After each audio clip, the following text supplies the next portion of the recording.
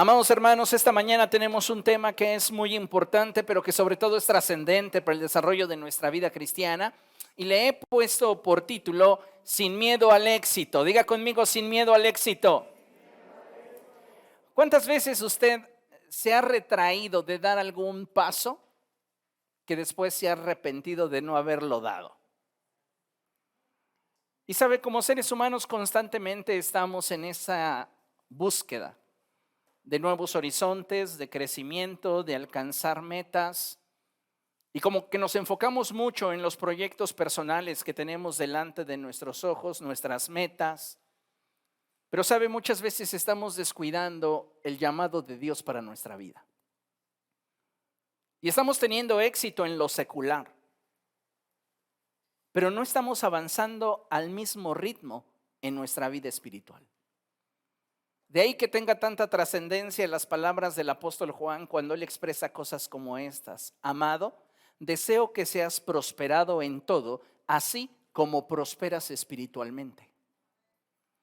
Ahora, si entendemos esa expresión, ¿qué tan prósperos deberíamos ser? ¿Se da cuenta cómo hemos descuidado nuestra relación con Dios y hemos hecho a un lado aquello que Dios desea hacer a través de nuestra vida? Entonces es muy importante que dejemos de tenerle miedo al éxito y nos atrevamos a caminar con Jesús de una forma clara, congruente, profunda y pública. Porque considero que aún hoy día hay muchos cristianos que no están dispuestos a hacer pública su relación con Jesús.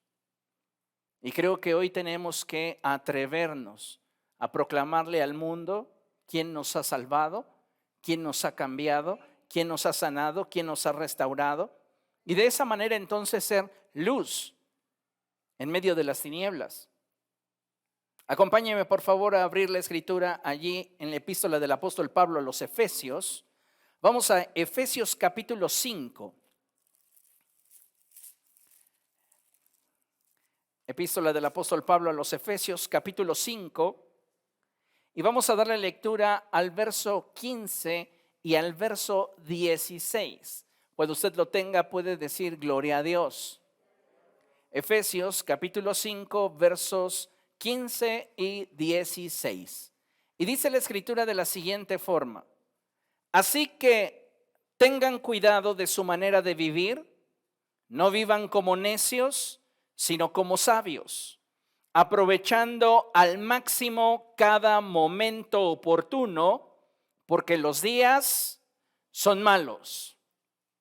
¿Lo leemos juntos? Vamos a leerlo por favor a la cuenta de 3. Y dice 1, 2, 3. Así que tengan cuidado de su manera de vivir. No vivan como necios, sino como sabios, aprovechando al máximo cada momento oportuno, porque los días son malos. Dile a la persona que tienes a tu lado, los días son malos. Déjeme decirle que hoy vivimos un tiempo muy especial en la historia de la iglesia, y es que conforme avanzan los días, el mundo entero se aproxima a uno de los sucesos más importantes desde la creación del mundo, que si Dios así lo permite, tendrá lugar ante nuestros propios ojos en un tiempo no muy lejano. Es cierto que por muchos años se ha hablado de la segunda venida de nuestro Señor Jesucristo. Sin embargo, como nunca antes en la historia de la iglesia, esta está atravesando por un periodo de cumplimiento profético, en el que las profecías se están cumpliendo como nunca antes. Y por este motivo es que la iglesia debe de estar preparada y hacer lo que Dios desea que hagamos. ¿Qué es lo que Dios quiere que hagamos? Bueno, en el pasaje que leímos, el apóstol Pablo nos exhorta a tener cuidado de nuestra manera de vivir. Y él dice que hay dos formas básicas en las que una persona cristiana con conocimiento de Dios puede vivir. Y es, uno, como un necio, porque esta epístola está escrita y dirigida a creyentes. Y él comienza diciéndoles que tengan cuidado de su manera de vivir, y que no vivan como necios. Entonces, un creyente puede vivir como necio. Y en este sentido debemos entender que vivir como un necio es vivir de tal forma que aún y a pesar de saber qué es lo que Dios quiere de nosotros, nos resistimos y nos rebelamos a esa voluntad, estableciendo nuestros intereses por encima de la voluntad de Dios. Di conmigo, si tú ya sabes lo que Dios quiere de ti, vivir de forma distinta es necedad. ¿Cuántas veces Dios te ha hablado sobre un llamado personal y tiene que ver con una dirección clara a tu vida y que posiblemente por causa de temor, por causa de inseguridad, por causa de situaciones diversas, dices no a aquello que Dios te está llamando a hacer? ¿Sabe? Vivir en contra de la voluntad de Dios es vivir neciamente. Y hoy día muchos cristianos están viviendo neciamente, porque saben qué es lo que Dios quiere de ellos, porque muy en lo íntimo de su corazón Dios se ha revelado a sus vidas y no están viviendo de acuerdo a aquello que Dios les ha mostrado. La segunda forma en la cual una persona cristiana con conocimiento de Dios y su palabra puede vivir es como sabios. Y esto tiene que ver con que hemos aprendido a entender el tiempo en que vivimos y apercibidos de la voluntad de Dios encaminamos todos nuestros esfuerzos y recursos para que el plan de Dios se lleve a cabo en nuestra vida. Pregunto, ¿cómo estamos viviendo? ¿Como necios o como sabios? ¿Se da cuenta por qué muchas veces no estamos siendo prosperados tanto como Dios quisiera? Porque los pensamientos de Dios para cada uno de nosotros son pensamientos de bien y no de mal. Porque Dios desea darnos un futuro y una esperanza. Dios te quiere ver exitoso. Pero más allá que en lo secular, tú ya quizá te estás imaginando con una casa muy grande, con alberca, con cancha de tenis, descansando todo el día, tomando el sol. Más allá que ese éxito que tú pudieras desear, el éxito al cual Dios te está invitando es probable que implique cadenas, problemas, dificultades, carencias, luchas. En el ministerio te generas enemigos de a gratis. Pero sabes, ese éxito sobrepasa cualquier éxito secular que pudiéramos experimentar. Porque ese éxito tiene trascendencias eternas. Mientras que nos podemos afanar por tener una casa con alberca, pero el día que partamos de este mundo no la podremos llevar. Y tal y como lo expresan los proverbios, se quedará para alguien que no movió un solo dedo en hacerlo. Entonces, la pregunta obligada es si estamos invirtiendo nuestra vida de forma correcta. ¿Estamos viviendo como necios o estamos viviendo como sabios? Si usted conoce la voluntad de Dios, si a usted le ha sido revelado el corazón de Dios, si usted conoce las Escrituras y ha tenido un encuentro con el Señor, usted tiene lo suficiente como para saber en qué dirección debería estarse moviendo su vida.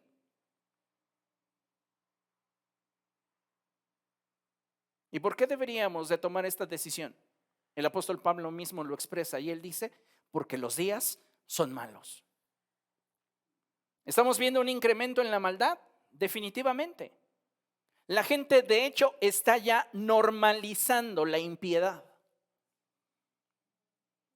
Lo que la Escritura llama como actos abominables, hoy es el estandarte de muchas asociaciones y organizaciones minoritarias, pero que pretenden establecer e imponer su forma de pensamiento de tal manera que sea algo normal.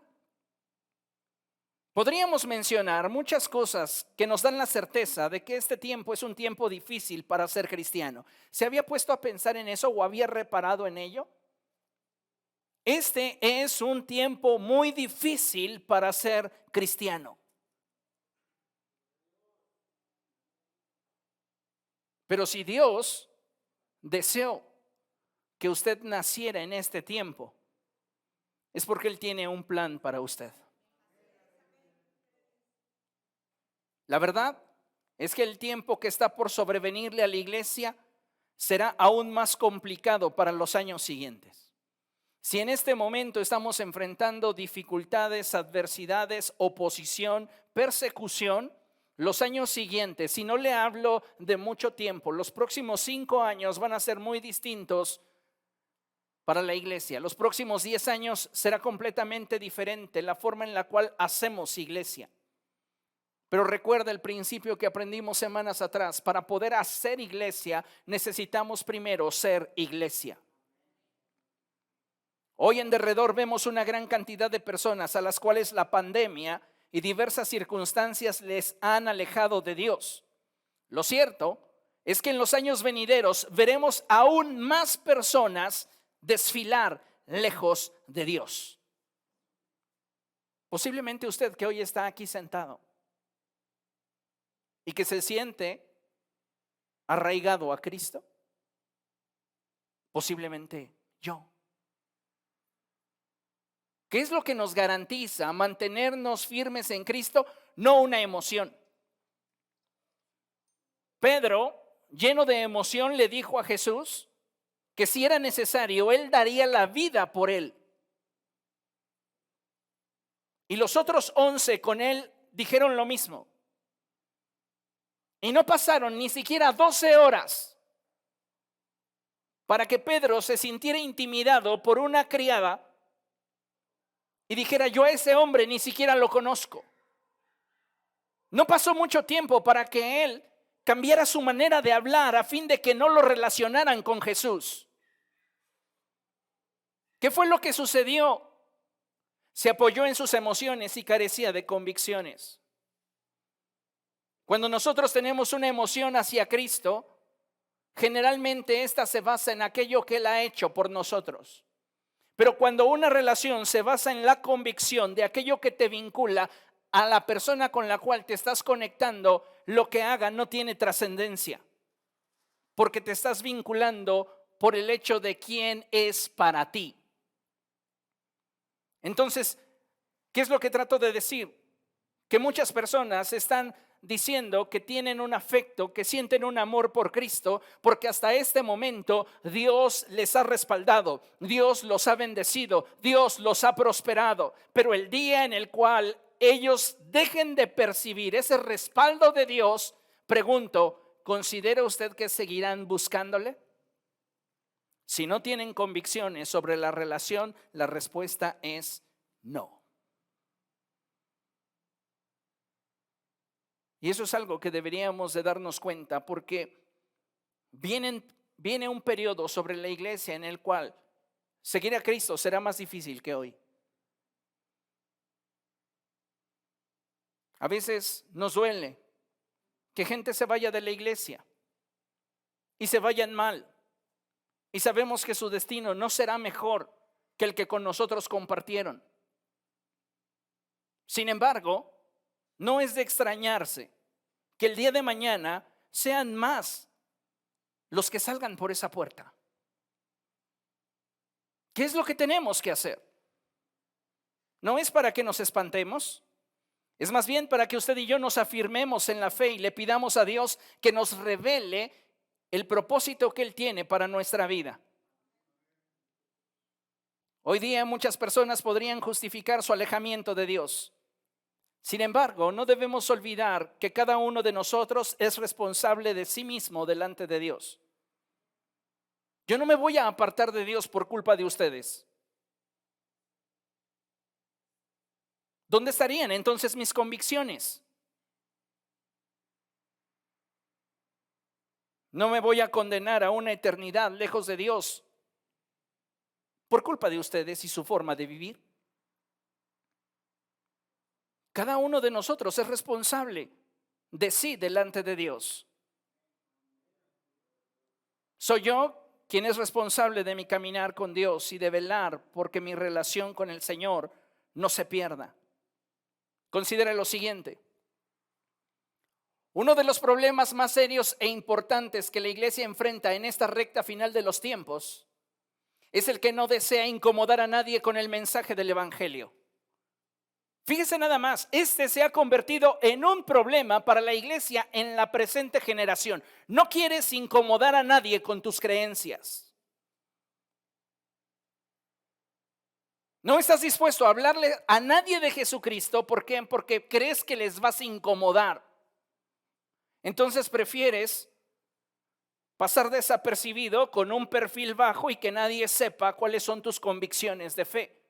Ese, amado hermano, es un problema en este tiempo. ¿Por qué? Porque los tiempos son malos. Y de acuerdo a lo que el apóstol Pablo nos expresó, deberíamos estar aprovechando al máximo cada oportunidad. Y eso no tiene nada más que ver con el hecho de que agendemos nuestro día y le pongamos horario a cada actividad. La palabra va mucho más allá de nuestra temporalidad. La palabra nos impulsa a aprovechar al máximo cada oportunidad. ¿Para qué? Para compartir el mensaje de Jesucristo, para ser un factor de cambio en la vida de aquellos que nos rodean. Entonces, uno de los problemas más serios e importantes que la iglesia enfrenta en esta recta final de los tiempos es el que no desea incomodar a nadie con el mensaje del evangelio. Tratamos de vivir en una aparente paz con el mundo, cuando al hacerlo de esta forma no nos damos cuenta cómo el mundo nos ataca sin piedad. El mundo no tiene misericordia para contigo. Y muchos de nosotros nos tocamos tanto el corazón para poder decir, es que no estoy de acuerdo con esto que el mundo plantea. Mejor nos quedamos callados, nos agachamos y decimos, pues allá cada quien. No nos damos cuenta cómo el mundo nos ataca sin piedad y cómo busca en cada ataque diluir nuestras convicciones y arrebatarnos la fe. Hace semanas atrás les prediqué un tema que involucraba un aspecto muy interesante de la vida cristiana en los últimos tiempos. Y les dije que el Señor Jesucristo dijo que cuando llegaran los días finales, la maldad se incrementaría en gran manera y el amor de muchos se tornaría frío. ¿Sabe por qué el corazón de una persona se enfría? Porque esa persona le abrió espacio a la maldad que en el mundo se incrementó. Si nosotros no le abriéramos más espacio en nuestra vida a la maldad, nuestro primer amor seguiría ardiendo. ¿Pero qué sucedió? Nos dejamos arrastrar por lo que nuestros ojos desean, por lo que nuestra carne pide, por la vanagloria de este mundo. Y entonces comenzamos a menospreciar lo que Dios nos ha dado. Y hoy tenemos que redefinir la forma en la cual habremos de vivir. ¿Queremos ser personas exitosas en lo secular y unos fracasados en nuestra vida espiritual? ¿Unos mediocres? Sin miedo al éxito, iglesia, levántate y resplandece, porque este es el tiempo en el cual Dios desea usar tu vida. Entendiendo esto, es que como hijos de Dios debemos de aprender a vivir con sabiduría, aprovechando al máximo el tiempo, de tal manera que nos mantengamos. Dos cosas son necesarias. Uno, enfocados. Diga conmigo, enfocado. Enfocado. Una vez más, enfocado. Otra vez, enfocado. Dile a la persona que tienes a tu lado, Dios quiere que te mantengas enfocado. La Biblia dice cosas como estas: bien puestos los ojos en Jesús. También dice la Escritura que pongamos nuestra mirada en las cosas de arriba y no en las de la tierra. Necesitamos estar bien enfocados. Y número 2, ocupados. Diga conmigo, ocupados.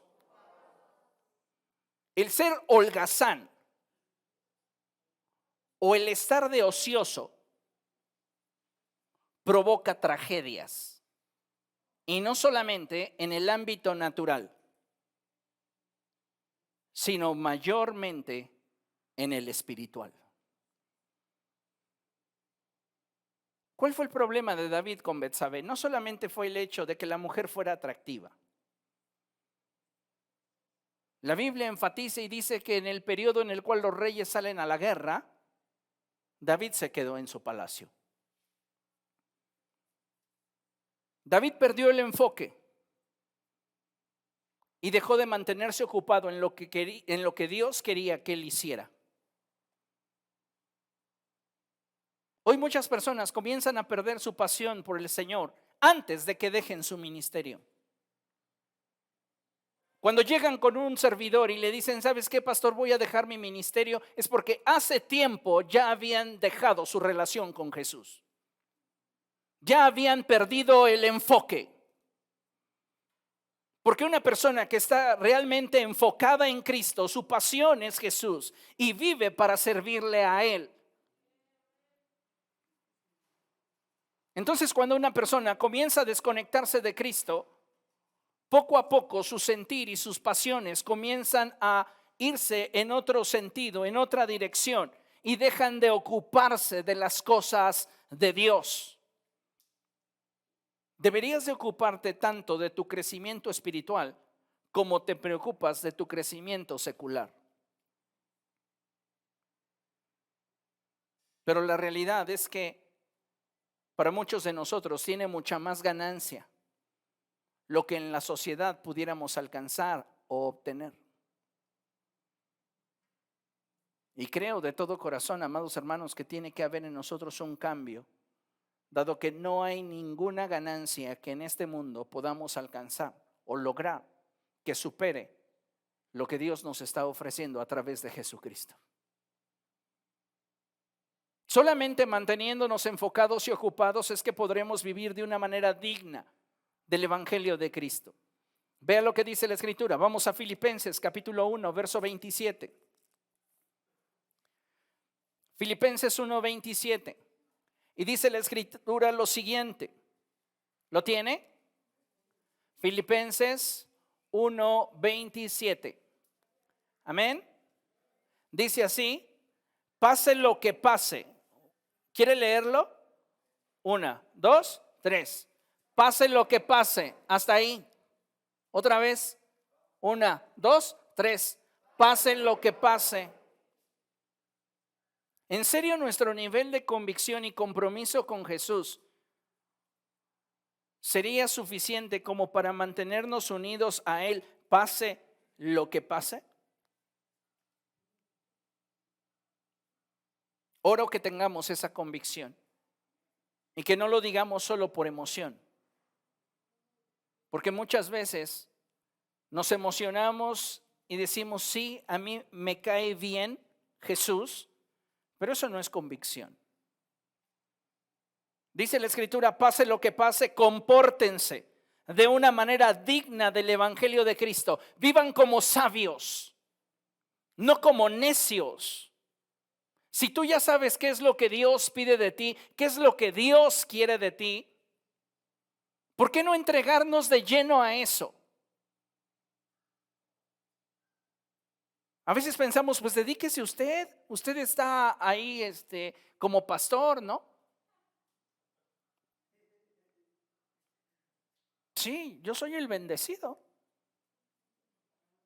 Esa es la realidad. Pero yo desearía que todos ustedes fueran bendecidos igual. Ahora, si usted se conforma con lo que secularmente pueden lograr descuidando su vida espiritual, déjeme decirle que cuando usted esté delante de la presencia de Dios, usted será una persona que se va a arrepentir de no haberle entregado su humanidad a Cristo, aunque haya alcanzado la salvación. ¿Por qué? Porque llegará el momento estelar. ¿Cuál es el momento estelar en el cielo? Siempre lo he visto de esta manera. Y el momento estelar es aquel en el cual Jesús esté sentado en el trono. Y entonces estén los 24 ancianos en derredor, ángeles y querubines, serafines y toda criatura cuanto ha sido creada, y la iglesia esté delante del trono de Dios. Y entonces comiencen a escucharse esos cánticos, esos instrumentos, y todo el cielo se va a llenar de una atmósfera de adoración. Y entonces los santos doblarán sus rodillas y rendirán sus coronas delante de Dios. Ese será el momento supremo de adoración. ¿Y qué pasará con aquellos cristianos que fueron salvos, como aquellos que son salvos por medio del fuego? Esos cuyas obras fueron semejantes a la hojarasca, a la paja, al heno. Dice la Escritura que todas nuestras obras serán probadas por el fuego. Y si estas son consumidas, no habrá para nosotros galardón. En ese momento de adoración, no tendremos nada que arrojar a los pies del Señor, porque no prosperamos en nuestra relación con Él como nos afanamos por prosperar en una vida que ya no es y que no volverá a ser jamás.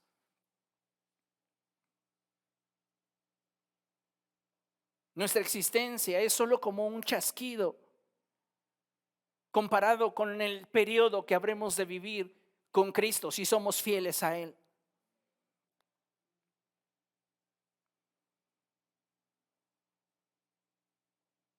Necesitamos reenfocarnos y darnos cuenta que vale la pena rendirle a Jesús nuestra humanidad, manteniéndonos enfocados y ocupados en las cosas de Dios. Porque solo de esa manera, pase lo que pase, podremos vivir de una manera digna del Evangelio de Cristo. Solo de esa forma. Una persona cuando está ocupada no tiene tiempo para chismes. Una persona cuando está ocupada no tiene tiempo para divisiones.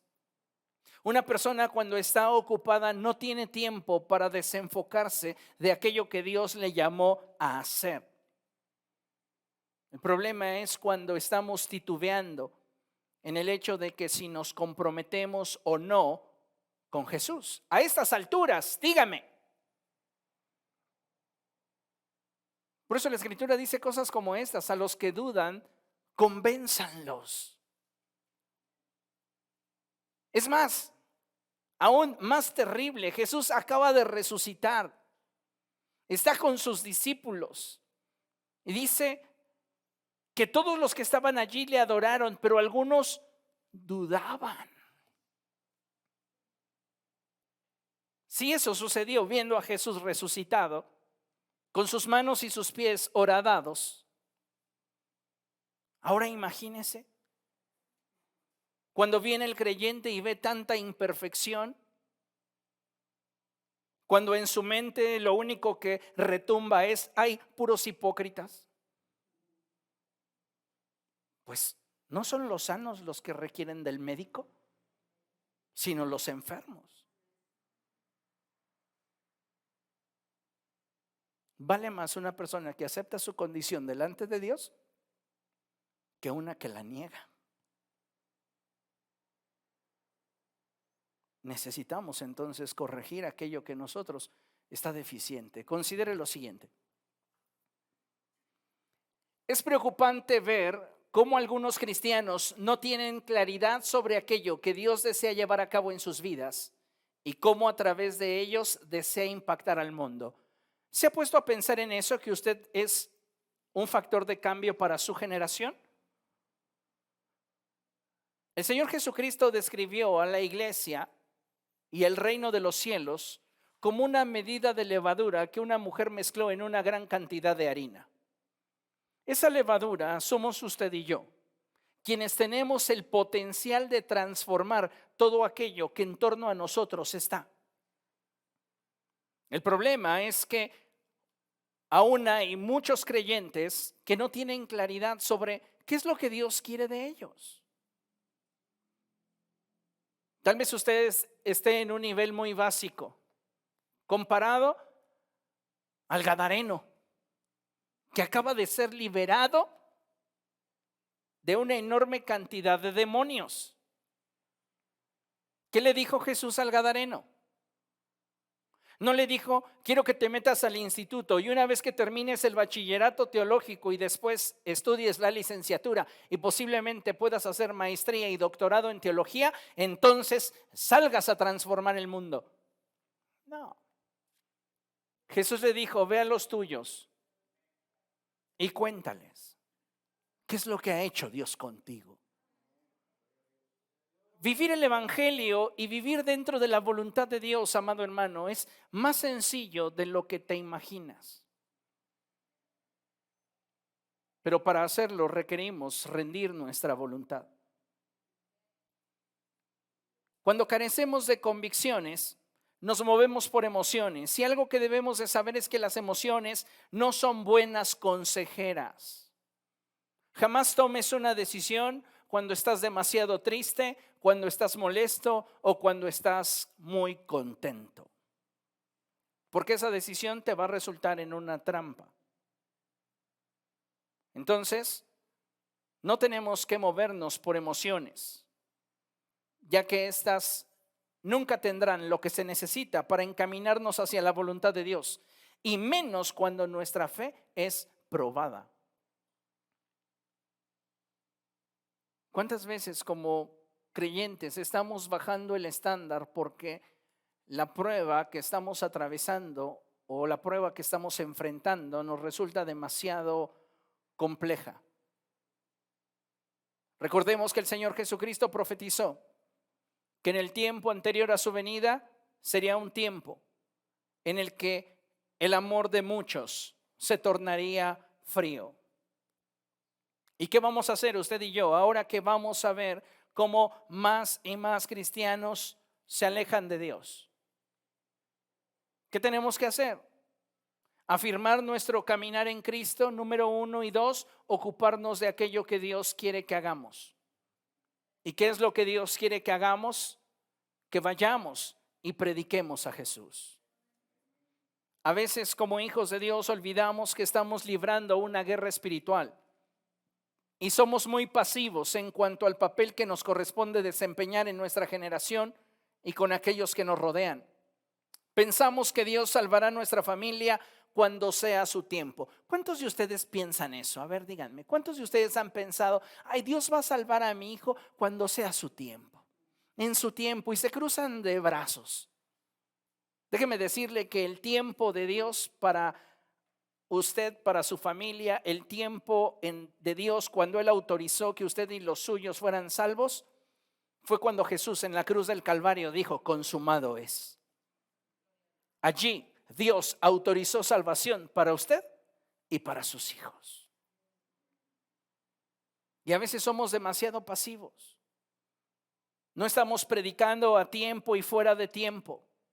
No estamos animando a otros para que vengan y puedan experimentar esa vida abundante que de Cristo procede. Y no lo hacemos, ¿por qué? Porque no queremos incomodar a nadie. Ay, es que yo no les quiero ofender. Prefiero mantener una paz fingida. Porque esa es la realidad. Ellos sí le están incomodando con su manera de hablar, con sus hábitos, con su conducta, pero usted no puede incomodarles con su fe. ¿Por qué? Porque usted piensa que hablarles de Jesús es demasiado grosero.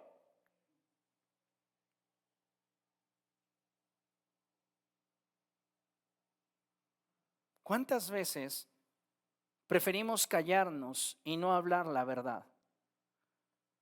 Pienso que nos hace falta conocer más el corazón de Dios para sentir lo que Él siente cada vez que una persona muere sin Cristo.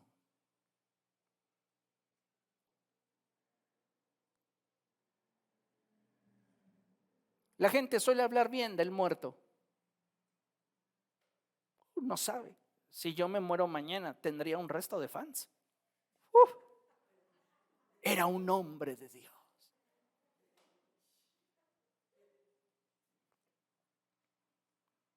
Pero usted ha pensado qué se siente el corazón de Dios cuando una persona sin Cristo muere.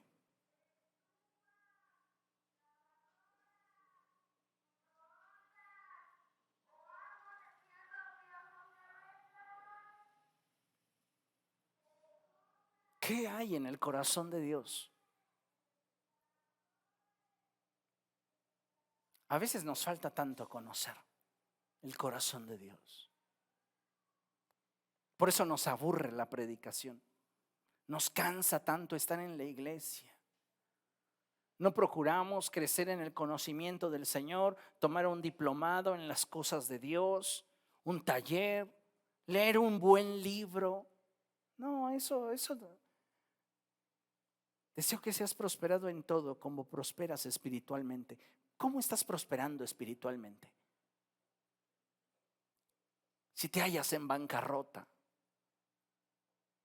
si te has ocupado de lo secular, pero no estás trabajando en tu vida espiritual. Sabes, creo que como iglesia tenemos que dejar a un lado la apatía y la indiferencia y ocuparnos de dar a conocer a Jesús. La labor evangelística no es de unos cuantos en la iglesia. La labor evangelística es de todos aquellos que tienen una relación vigente con Cristo.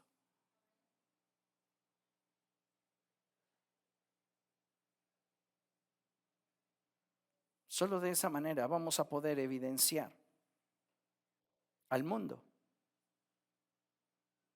que pertenecemos a Cristo y que no nos avergonzamos de Jesús. Segunda de Timoteo 1:8. Aunque a usted le parezca difícil de entender, ha ido a la alza en estos últimos 10 años la cantidad de creyentes que se avergüenzan de Jesús.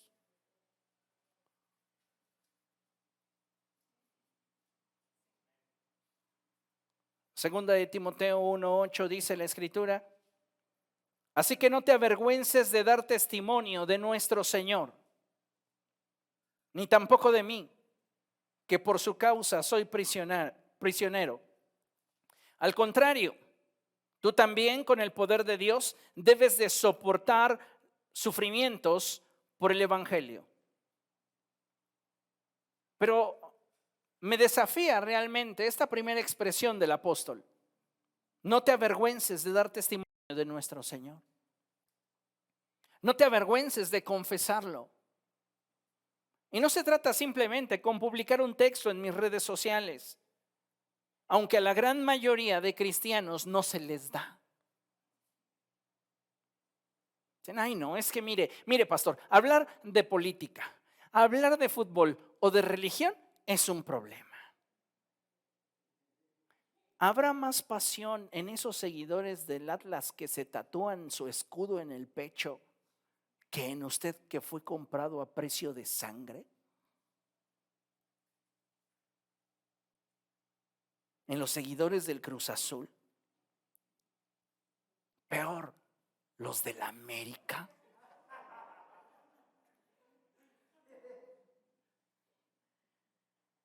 Hay gente que tiene más pasión por su equipo de fútbol que por Cristo. Hay gente que tiene o siente más pasión o rechazo por un político en particular que por Cristo. Sí, yo para prueba le pongo mi red social. Publico algo de mi presidente, del cual estoy orgulloso, y de inmediato hay quienes brincan. Pero publico un texto y ni lo publico. No vi.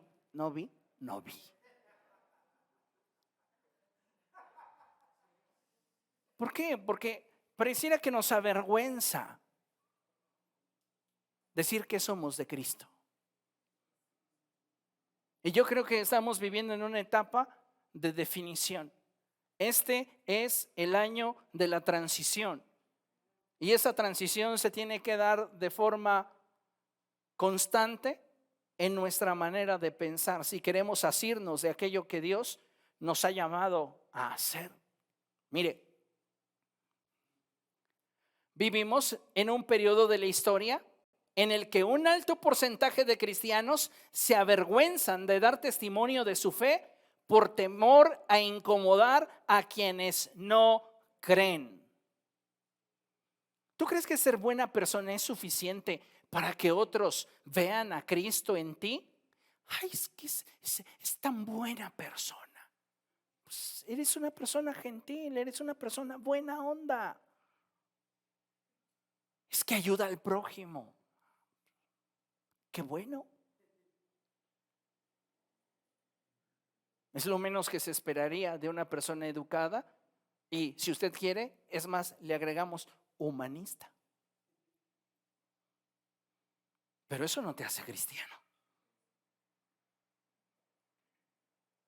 ¿Sabía usted que, es más, se lo muestro así? Cuando usted iba en la primaria se acordará, qué tiempos aquellos, ¿verdad? Nadie se ofendía. El negro era el negro, el gordo era el gordo, el enano, el enano, el gigante, el flaco, el flaco. Y a cada cual se le definía por una característica que lo distinguía. Háblale al orejotas. Todos sabían quién era el orejotas. Bueno, pues en Antioquía sucedió algo semejante. Todavía no llegábamos a esta generación de cristal. Y en Antioquía, a todos los seguidores del camino y a los seguidores de Jesús eran tan fervientes en su pasión que dijeron, estos son como Cristo, pero chiquitos. Son los cristianos. Es un apodo. Y surgió en Antioquía. Y de allí, ¿qué los definía? ¿Qué los caracterizaba? La vida de Cristo en ellos.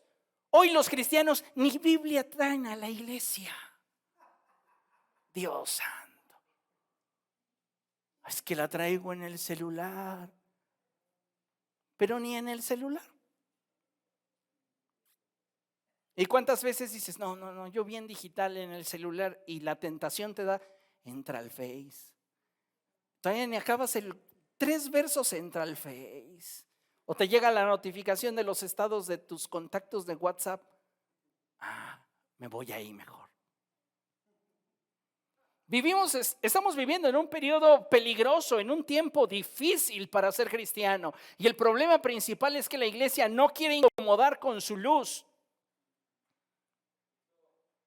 ¿Sabes qué? Cuando una persona brilla, siempre hay a quien le lastima tu luz.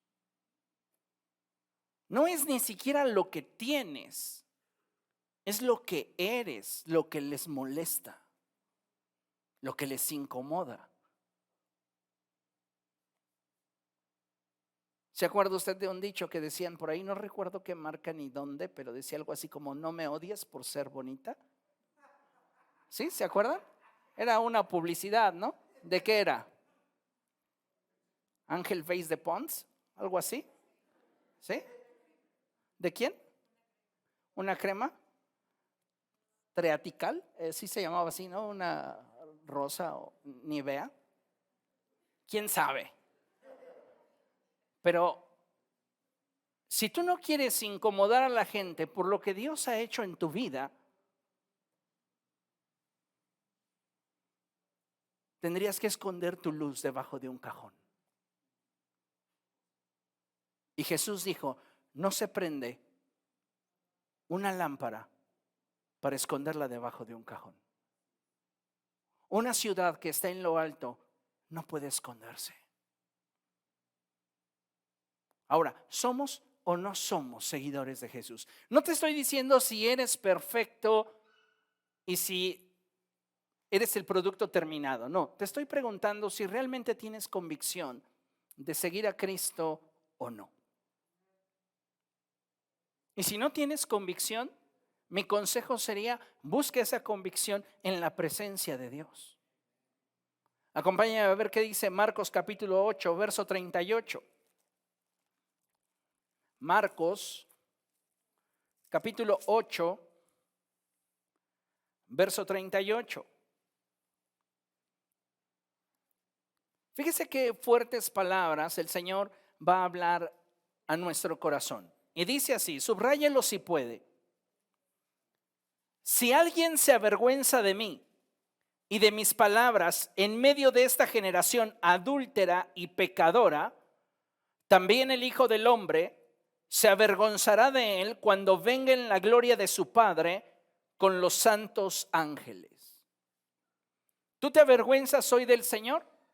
Cuando suene la trompeta, porque sonará la trompeta, y los muertos en Cristo resuciten, y luego nosotros, los que hayamos quedado, seamos transformados en un abrir y cerrar de ojos, los que se avergonzaron de Jesús no serán transformados.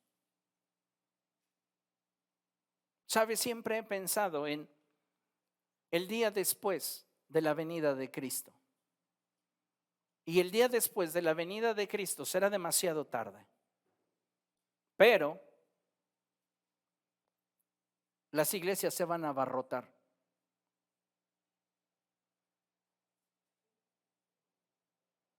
Y no tendrá sentido hacer una reunión, ni cantar alabanzas,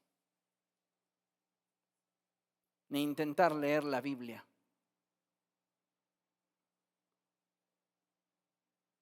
Hoy podemos elegir vivir sabiamente, y esto es aprovechando al máximo el tiempo. ¿Y cómo se logra eso? Manteniéndonos enfocados y ocupados en aquello que Dios nos ha llamado a hacer.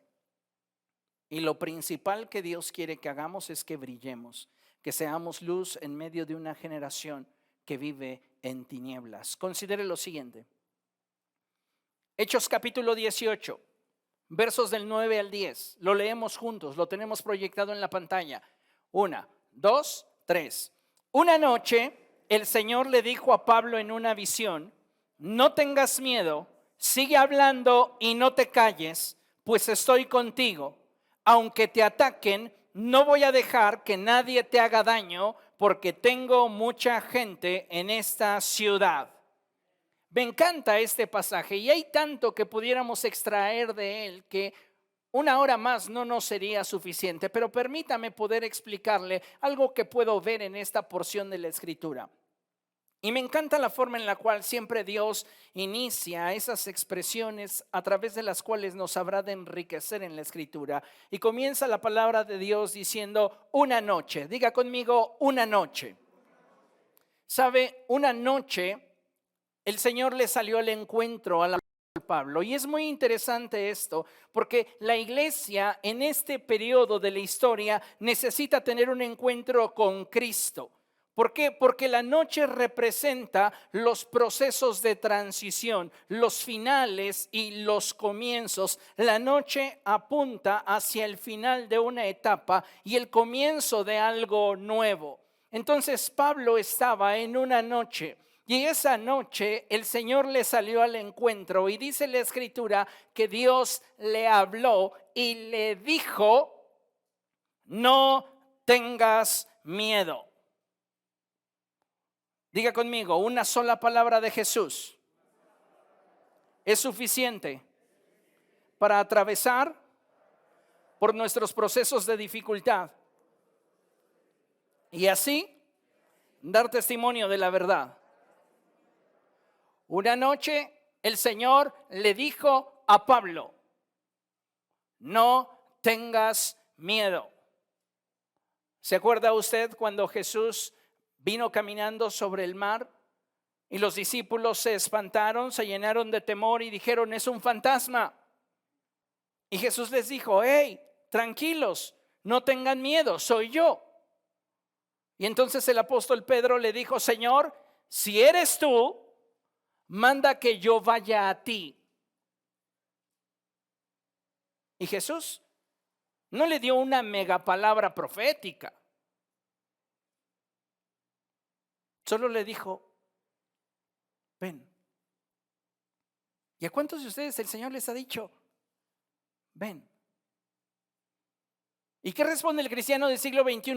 Dame garantías. Dame garantías. Usted no tiene idea y no se ha dado cuenta, posiblemente porque no se lo he contado, tal vez se lo he contado y no lo he escuchado, o posiblemente creo que se lo he contado y no se lo he contado, pero la realidad es que en este periodo de la historia hay una hay un déficit de pastores impresionante. Iglesia que tiene pastor es una iglesia bendecida. Pero las iglesias se han quedado sin pastores. En el Estado de México y en muchas otras zonas hay congregaciones sin pastor, con comités intentando dirigir a la iglesia, templos abandonados. ¿Y qué cree? La gente que tiene el llamado desde sus lugares dicen, dame garantías. Dame garantías de que siempre voy a tener, pues para el nivel de vida que estoy acostumbrado, porque pues eso de invertirme en un montón de gente que ni mi familia es y que no me des garantías, sí, a veces ni las gracias te van a decir. Van a criticarte por lo que ellos no te compraron.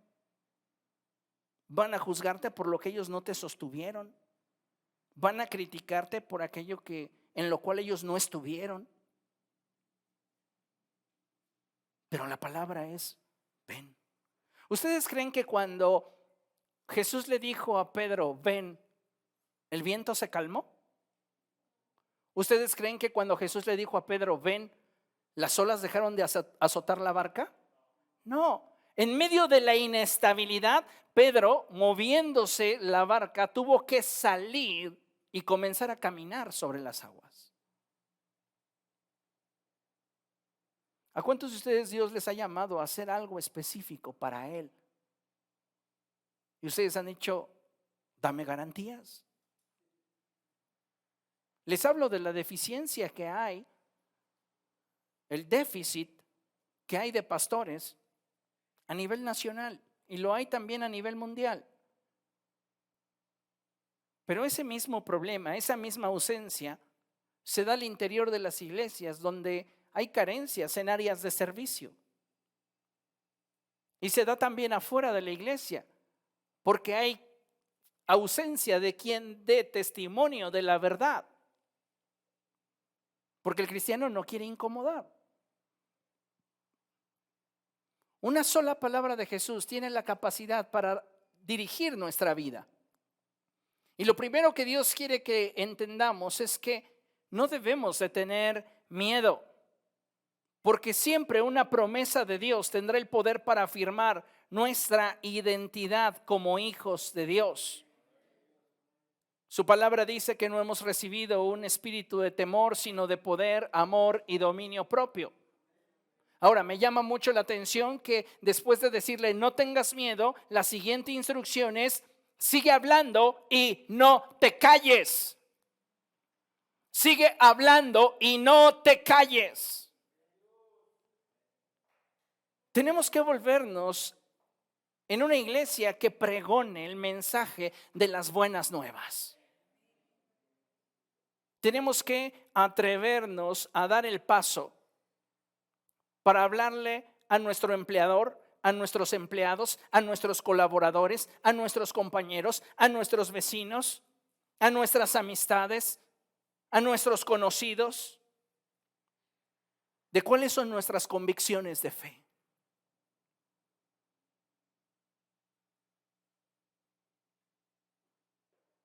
Y para eso debemos de renunciar al temor, atrevernos a hablar y no callarnos. Vean lo que dice la Escritura respecto de nuestra responsabilidad. Ezequiel capítulo 3.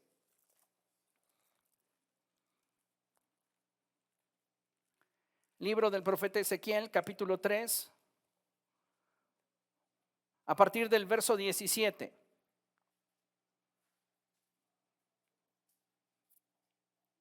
¿Lo tiene? Dice la palabra de nuestro Dios así: Hijo de hombre, a ti te he puesto como centinela del pueblo de Israel. Por tanto, cuando oigas mi palabra, adviértele de mi parte al malvado: estás condenado a muerte. Si tú no le hablas al malvado ni le haces ver su mala conducta para que siga viviendo, ese malvado morirá por causa de su pecado, pero yo te pediré cuentas de su muerte. En cambio, si tú le adviertes y él no se arrepiente de su maldad ni de su mala conducta, morirá por causa de su pecado, pero tú habrás salvado tu vida. Buena es la sal, pero si la sal pierde su sabor, no sirve más para nada, sino para ser echada fuera y pisoteada por los hombres. Tenemos que levantar el estandarte del evangelio. No importa qué tanto podamos incomodar a otros, lo que estamos haciendo equivale a esas obras maravillosas de las cuales Jesús habló. En Juan capítulo 14, verso 12, Jesús nos suelta uno de las expresiones más profundas y desafiantes para la iglesia. Y dice en Juan capítulo 14, verso 12, lo siguiente. Dice que aquel que en él cree, las obras que él hizo, él las hará también y aún mayores. Pero si leemos desde el verso 8, nos daremos cuenta que las obras de las cuales Jesús está hablando no tienen que ver con milagros o sanidades. Tienen que ver con la palabra que es proclamada y que tiene la capacidad de darle vida al mundo. ¿Qué es lo que estoy tratando de comunicarte? Que si tú quieres hacer las obras que Jesús hizo y que éstas sean aún mayores, no pares de hablar, no te calles. Háblale a la gente de Dios. Háblale a tus hijos de Dios. Háblale a tus padres de Dios. Háblale a tus hermanos de Dios. ¿Cómo sabemos si estamos viviendo con nuestra familia en nuestros últimos días?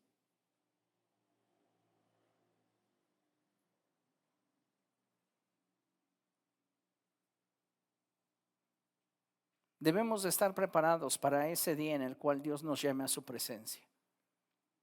Y la forma en la cual podemos tener satisfacción por la manera en la cual hemos vivido es partiendo del hecho de que en esta vida vivimos sabiamente. Y eso significa que vivimos aprovechando al máximo cada tiempo oportuno, obedeciendo y viviendo aquello que Dios quería que hiciéramos, manteniéndonos enfocados y ocupados en la voluntad del Señor, procurando prosperar espiritualmente para que esa prosperidad se manifestara en toda nuestra vida. Continúa la escritura diciendo, sigue hablando y no te calles, pues estoy contigo. Estoy contigo. Y sabe, el mundo va a reaccionar. Y dice la escritura, aunque te ataquen.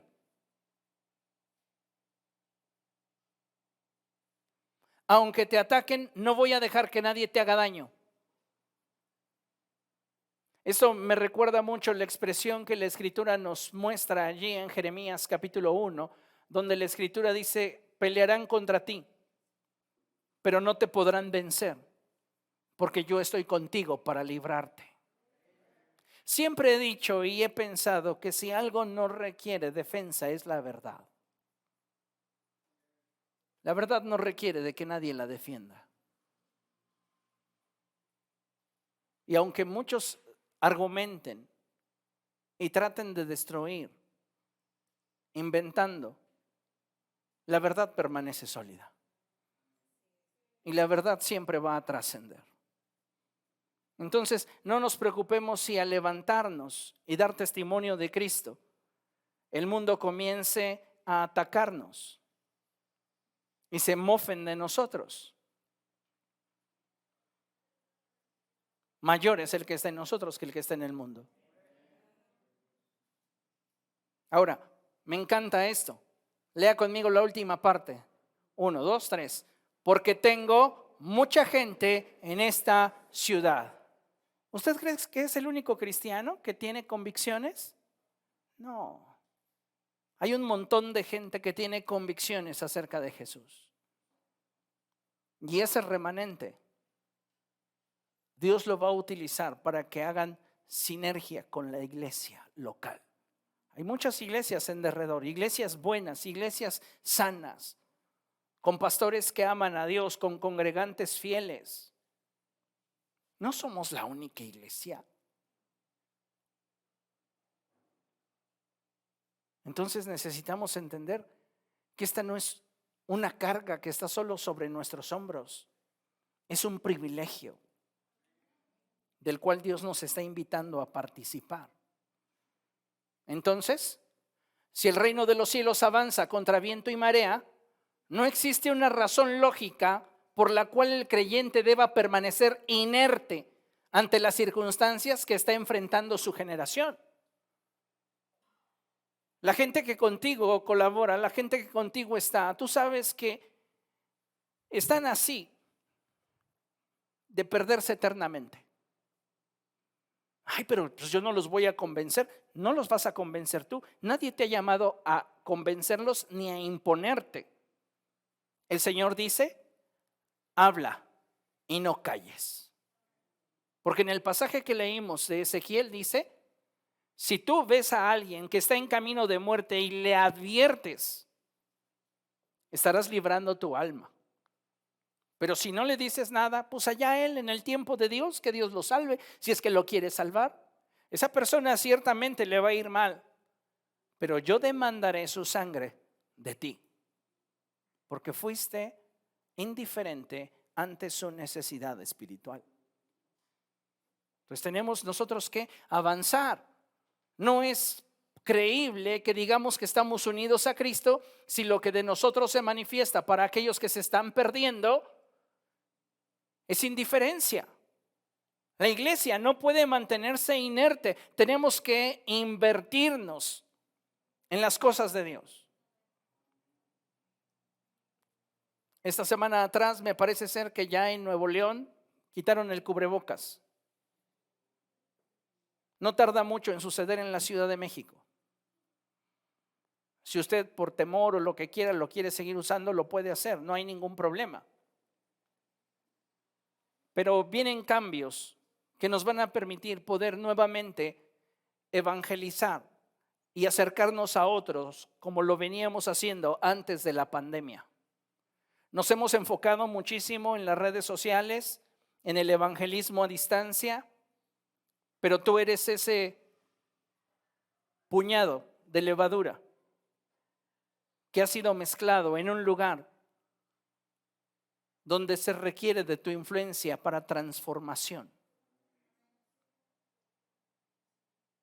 Piensa un momento en cuánta gente se relaciona de forma cotidiana contigo, con cuánta gente tienes contacto de forma cotidiana. Clientes, compañeros de trabajo, pacientes, amigos, muchos, ¿verdad? Ellos podrían convertirse en tu corona si les hablaras de Cristo.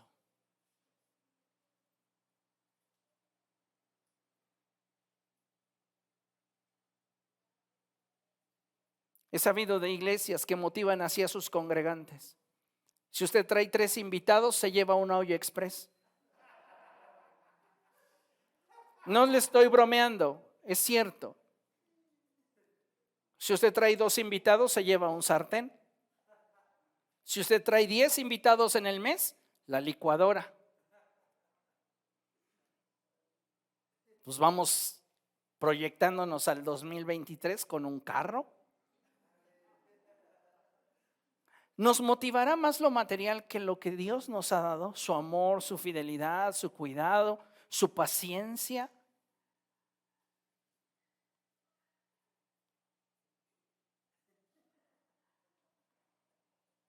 Piénsalo, porque muchas veces pareciera que su amor no es suficiente motivación. Nos avergüenza que nos relacionen con Jesús. ¿Y tú eres cristiano? Solo acompaño a mi esposa porque ya ves que las mujeres son bien religiosas. Sí, ya se me hacía raro. Sí, yo solo la acompaño. Llevo a mis hijos, ya sabes, están en periodo de formación, no quiero que se me extravíen, como tú. O sea, hello. ¿Qué nos mantiene unidos a Cristo? Que sea una convicción, no una emoción. Porque si es una emoción, el día que las cosas ya no te gusten, vas a abandonarlo todo. Concluimos con el siguiente pasaje. En 2 Tesalonicenses capítulo 3, verso 5. La Escritura expresa una de las cosas para mí más trascendentes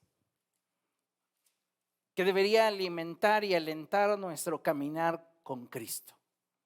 Y es crecer en carácter. Si nosotros no prosperamos en nuestra vida espiritual, ¿cómo esperamos ser prosperado en todo lo que de nosotros depende? Así que vamos a leerlo juntos, por favor. 2 Tesalonicenses capítulo 3, verso 5. Contamos a 3 y lo leemos. 1, 2, 3. Que el Señor los lleve a amar como Dios ama y a perseverar como Cristo perseveró. ¿Se imagina usted a Jesús diciendo: ya no voy a la cruz porque me traicionó Judas? No, ya no me golpeen, porque ese al que le di de comer está gritando que me crucifiquen. A aquel al que le presté ni me va a pagar. No, ya no quiero. Carácter es la convicción que sostiene el creyente. Es lo que te hace responder sabiamente. Porque el que es necio reacciona, pero el que es sabio responde.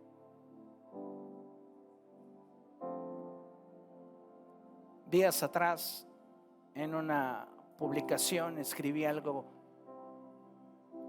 semejante a esto. Y dije que el necio queda enfrascado en sus problemas, lo inundan, lo consumen. El inteligente los resuelve, pero el que es sabio los elige. Cuando eres sabio, sabes que hay cosas que ni siquiera debes de considerar un problema. ¿Por qué? Porque al final lo único que va a prevalecer es la verdad.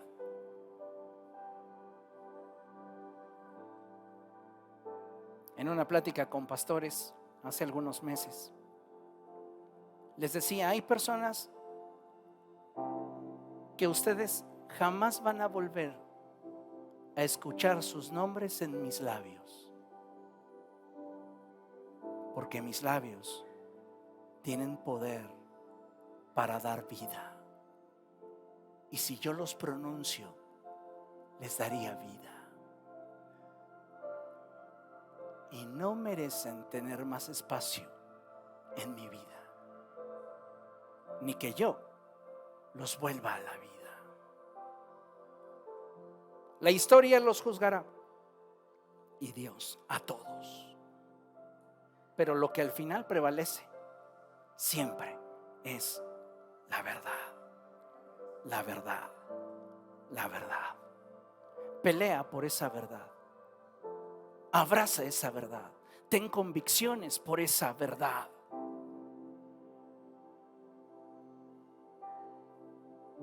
A los profetas no siempre los rodearon fans que los alabaran. Seamos esa clase de creyentes que no se doblegan ante la adversidad, que se mantienen enfocados y ocupados, creciendo en carácter. Porque cuando Dios nos permita amar como Dios ama y perseverar como Cristo perseveró, entonces tendremos éxito. Así que ya lo saben, sin miedo al éxito. Prosperen en el Señor. Amén. Póngase de pie y dele gracias al Señor. Dele un fuerte aplauso, Él es bueno. Gracias, Jesús. Eres maravilloso, Señor. Tú eres digno. Tú eres bello. No hay nadie como tú. A ti sea la gloria, ahora y siempre, y para siempre. Tú eres el Señor.